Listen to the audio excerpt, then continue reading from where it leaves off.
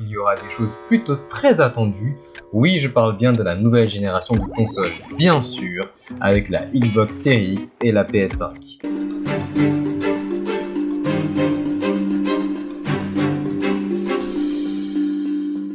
Yo, comme vous avez pu le voir dans le titre, on va surtout parler de la PS5 qui est une PS4. Déjà pour commencer, il faut savoir qu'il y aura deux types de PS5, la digitale au prix de 400 € et la PS5 standard à 500 €. Mais bien sûr, avec moins 1 centime pour les deux consoles. Ces deux consoles vont sortir pour nous français le 19 novembre 2020 et pour l'Amérique du Nord et le Japon le 12 novembre pour eux. Donc n'oubliez pas et soyez prêts, même si je pense que vous l'êtes déjà. Surtout avec la rétrocompatibilité de cette nouvelle console, avec une grande majorité des jeux PS4 qui le seront. La PS5, comme vous devez vous douter, qui dit nouvelle console dit nouveau jeu. Il y aura surtout des suites comme le prochain Assassin's Creed. Bon, je vous propose de continuer cette vidéo écrite par Sarkonano avec le premier jeu.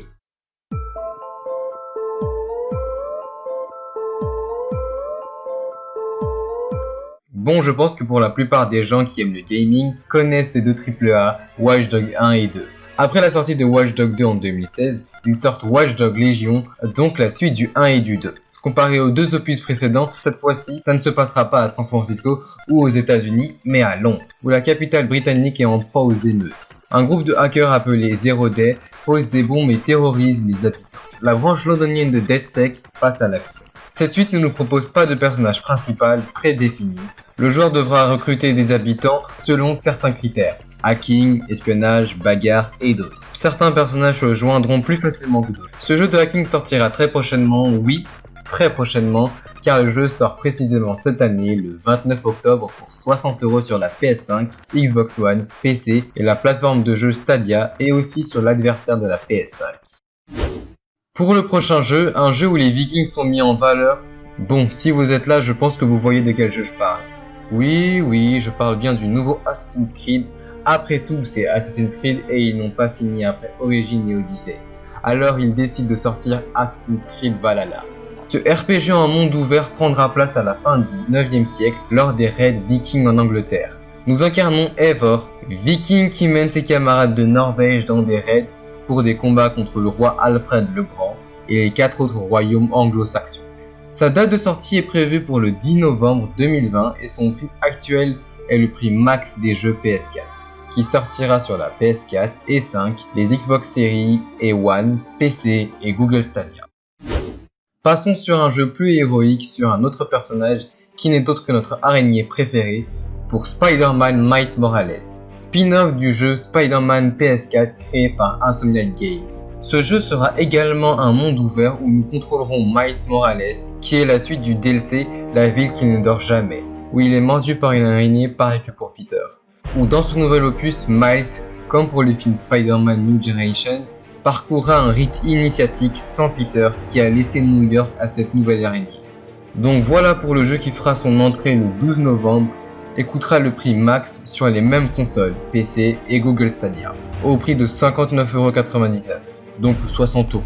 Une version Ultimate Edition incluant le jeu et le remaster du précédent jeu est également disponible à 79,99 €, donc 80 €.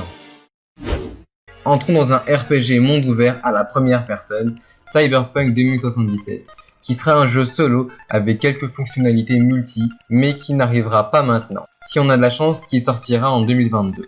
Son Beginning 8 n'est pas là pour rien, car dans ce jeu futuriste et despotique, qui se déroule dans la mégalopole futuriste Night City, où règne la pauvreté et les inégalités, et l'influence des mégacorporations est importante de telle façon qu'ils s'imposent sur le gouvernement et dictant leurs lois, ainsi que le cyberespace, nouvelle frontière de cette époque.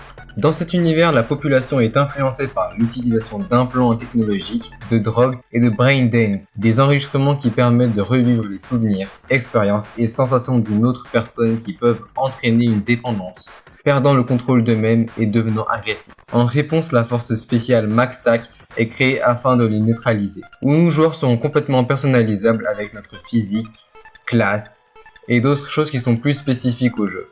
La date de sa sortie repoussée le 17 septembre 2020, actuellement pour le 19 novembre, qui coûtera également 70 € et qui sera toujours sur les mêmes plateformes.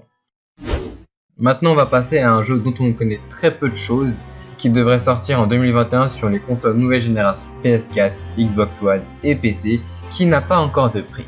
Sherlock Holmes chapitre 1 est un jeu d'aventure solo dont il fait partie de la série de jeux Les Aventures de Sherlock Holmes du studio Frogwares, qui chronologiquement se passe avant tous les autres jeux de la série, mais nous ne connaissons pas encore son histoire, sauf que Sherlock aura une nouvelle enquête dans un paradis méditerranéen.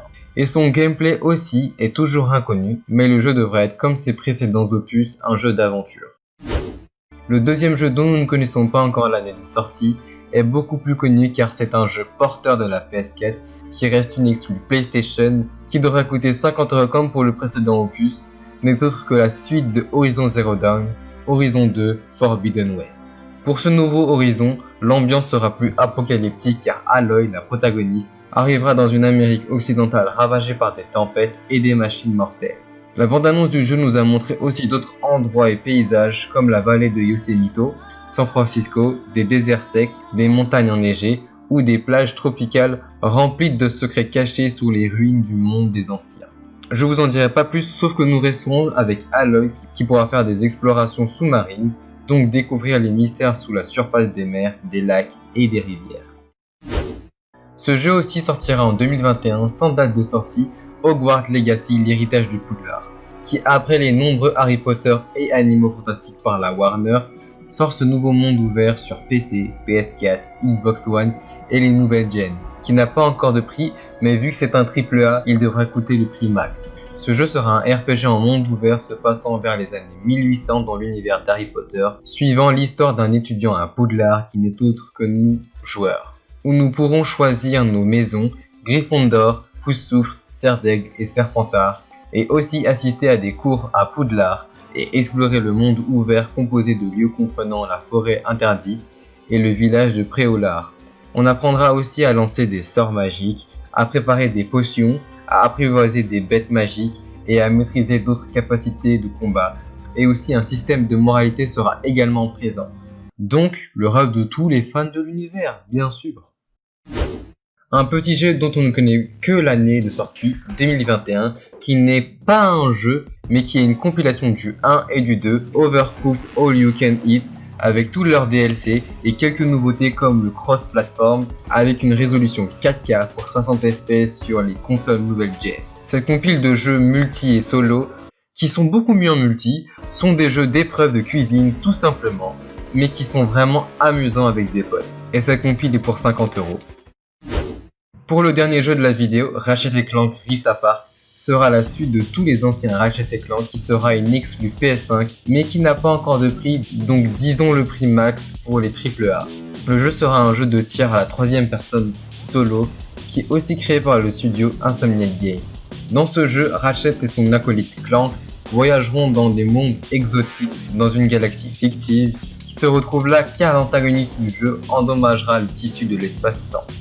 Et vous aurez bien le temps de le finir car il y a 13 planètes à découvrir et à explorer pour massacrer des ennemis et comme à son habitude récupérer des boulons.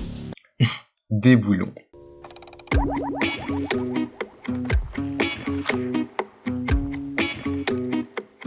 Bon, cette vidéo touche à sa fin, mais vous allez savoir qui dans la chaîne attend quoi. Moi, Drex, j'attends vraiment pas mal de jeux dont on a parlé comme Assassin's Creed, Watch Dogs Legion, Sherlock Holmes chapitre 1, Spider-Man Morales, Hogwarts Legacy, l'héritage de Poudlard, et enfin Cyberpunk 2077.